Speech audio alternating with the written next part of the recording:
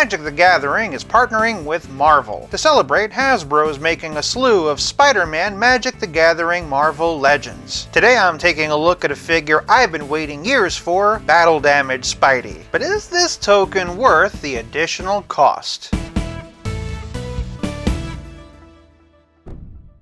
Welcome to 5 Points of Articulation. Starting with the packaging, and while this is a Marvel Legends window box, it is kind of new to the palette. The box itself is blue with some comic artwork in the background, along with all the necessary logos, and that magic card front and center. I love this artwork on the side. It's taken from the card itself, and then on the back are the other available figures. Admittedly, I've been wanting Man-Wolf for years, but not this design. Additionally, and this is a pro-Venom house, so no need for this guy. That said, I might end up picking up Iron MJ. I have seen them in Target, so if you're looking in store, here's the UPC. For packaging, Battle Damage Spidey gets 5 points. Moving on to presentation, and let's see if I can't discard this box without dealing any combat damage.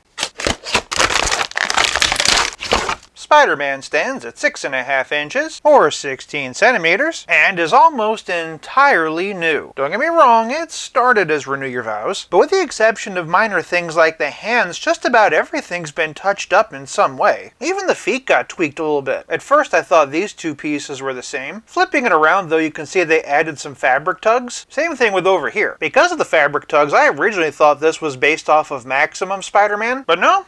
Hasbro was just being really thorough. And really, how often do I get to say that? They could have made the claw marks a painette, but no, they're carved in. Same thing with all the other slashes and tears. I think my favorite bit actually might be the tear around the butterfly joint, but it's just one of those things where the more you look, the more you find. Up top in the mask is a more narrow-eyed version. Reminds me a bit more of the retro card. Even the blues and webbing are similar. Given my love for retro card, I'm okay with this. That said, I like this version of the logo and how it's torn. It kind of calls to mind Cyborg Spider-Man. Flipping around, we do have the spider on the back, and thankfully it fits in between the shoulder blades, so no weird stretching out like Maximum Spidey. We don't really see any of his facial features, but we do have a bit of exposed skin here, and just random tugs and scratches throughout. Peter, why are you always disappearing with my sewing kit? Shut up, Aunt May, I'm darning my socks! Is that what the kids are calling it now? When I first saw this solicited, I really thought it was just a Maximum Spider-Man with a couple of parts swapped out, but seeing just how much was resculpted, and also all those paint details, I am really happy. If you recall, I've been asking for a Battle Damage Spider-Man all the way back to this video, and I can honestly say it looks better than I ever expected Hasbro to do. For presentation, Battle Damage Spidey gets 5 points. If you're enjoying this video so far, do me a favor and give it a like. Moving on to Poseability, and while this may have been based on the Renew Your Vows body, it still was re-engineered, so it is worth taking a look. From the top, and Peter's head is on a dumbbell joint. We do have that notch in the back. Luckily his head isn't quite as hollow as other figures released on this body, so you don't have that floating, barely hanging on by a tendon look you sometimes get. For contrast, and here's looking straight, not really much in the way of down unfortunately, but he does have a nice amount of side-to-side tilt, and of course all the way around. Moving on down, and Spider-Man can raise his arms over 90 degrees, and gets complete rotation at the shoulder, plus forward and back with the butterfly joints. This one goes back so far you can actually see the R etched in for right. Working our way down, and of course Peter has bicep swivel, pinless double jointed elbows with a more than sufficient bend, and wrist balls that can swivel and hinge this far up or that far down. Shifting to the torso, and Spidey has a diaphragm joint and an upside down ab crunch. In combination with both, and the arachnite can arch back this far, here standing straight for perspective, and of course we've got just an incredible hunch forward. We also get side to side at that diaphragm, and also twist. Below the U-joint, and Spidey has ball jointed hips. They've also got drop down hinges. Peter can kick in the ballpark of 90 degrees. Can't really kick back this time though, because that spider badunkadunk gets in the way, but he does have a near perfect split along with thigh cut. I did want to warn you though that the hips and thigh cut are kind of fighting me and making me a little bit nervous. Since I'm not looking for a new mascot, I'm gonna be a bit gentle. No complaints though for the pinless double jointed knees. Peter also has boot cut rotation, toe articulation, and marvelous ankles that can hinge, and like me, slowly starting to forget that $40 price tag.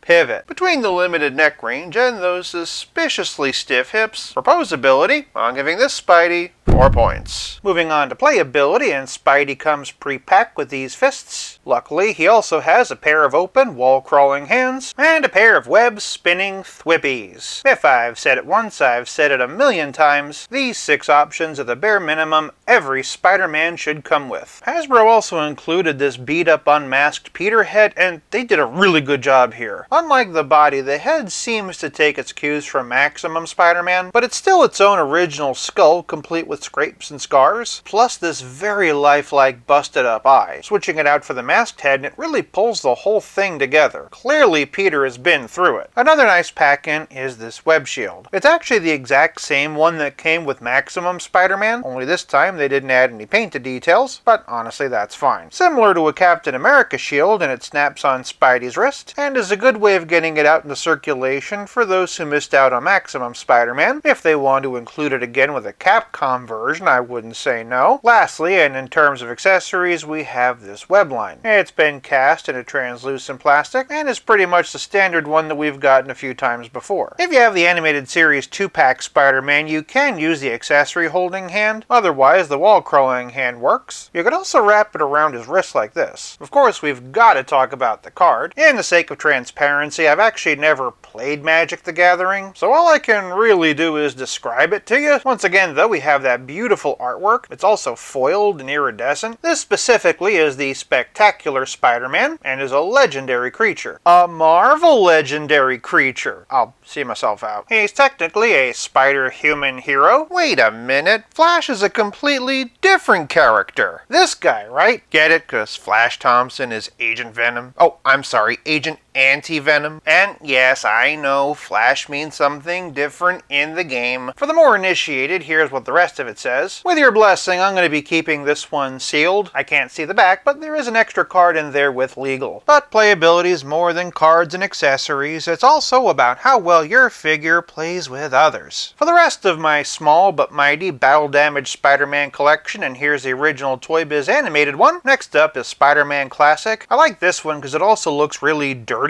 And thirdly, Tobey Maguire from the first Spider-Man movie. Once again, and here's the Renew Your Vows body upon which it was based. But for some of the bad guys that put that battle damage on him, and here's the retro card Green Goblin, the Spider Wave Dr. Octopus, retro card Sandman, retro Electro, retro card Mysterio, not to be confused with the upcoming new retro card Mysterio, the Walmart exclusive retro card Venom, and Absolute Carnage. Of course, when Spider-Man is tattered and torn, I'm sure he wants to swing into the loving embrace of Mary Jane Watson, but she's pretty much for the streets these days. Unless, of course, all those scratches came from Black Cat. For a relative scale comparison, here's Battle Damage Spider-Man with Pizza Spidey and the Spectacular Spider-Man, and as always, here he is with Stealth Iron Man. You know, I'm something of a battle-damaged action figure myself. For those hoping for head swaps, don't worry, that's going to be getting its own video. For now though, and based on the accessories and just what an important hole it fills in the collection, for playability, I'm giving Battle Damage Spidey 5 points. This leaves us with nothing left to discuss but the price. And great as this figure might be, it's going to set you back $40. Obviously, a lot of it comes down to how much value the card is adding. I'm sure there are some Magic people who only bought the figure so they could get this, much in the same way that I only care about the figure. Had it been $30 or maybe even $35, it wouldn't have been so bad, but at $10 shy of Maximum Spider-Man, the damage is a little too great. For price, I'm giving the Magic the Gathering Spider-Man 3 points, averaging out to a grand total of 4.4 out of 5.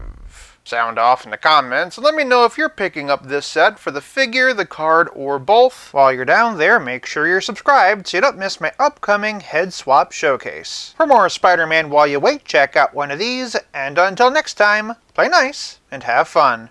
Spider-Man stands at 6.5 inches. Helps if you've got the ruler right side up. Plus forward and back with the rope. We've also got bootcut